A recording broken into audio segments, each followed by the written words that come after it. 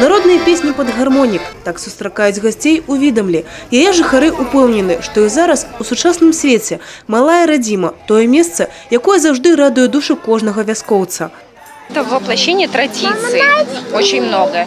И вот, как сказать, со временем, да, благоустройство нашей деревни намного изменилось. И надо отдать должное тем людям, которые большой вклад вкладывают в развитие нашей деревни. А вось і прэзентацыя падворкаў. Да свята, прызнаюцца гаспадыні, рыхтаваліся асабліва старанна.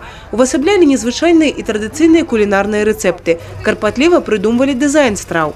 Я родом из Давидгородка, это Брестская область, Тулинский район. И вот сегодня я дома не была уже на родине, лет 5, наверное, точно. Просто так сложилось. Но сегодня как дома побывала, правда, настолько замечательно. Великое фестивальное падарожжа па вёсках Відамлянскага сельскага савета распачалося амаль 6 гадоў таму.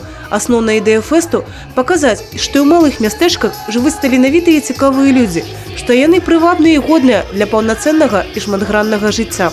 Могло бы этого и не быть, если бы не целенаправленная работа руководства предприятия по благоустройству нашей деревни. Я вспоминаю те времена, когда большая часть, 99% говорили, ничего не получится, все тут затопчут, расти ничего не будет и так далее.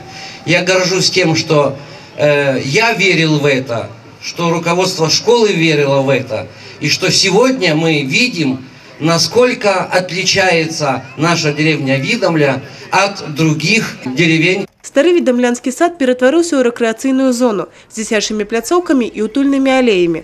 У дзень фестывалю Відомля атрымала вялікі падарунак – сваю лабараторыю сонца. 4 сонечныя панелі па вечарах асвятляюць наваколле. Тут жа можна зарадзіць тэлефон. Это подарок, и подарок этот нашей молодежи, нашей детворе. Потому что вот именно на этой площадке они собираются. Здесь постоянно дети, много детей. И тут не смолкают детский смех.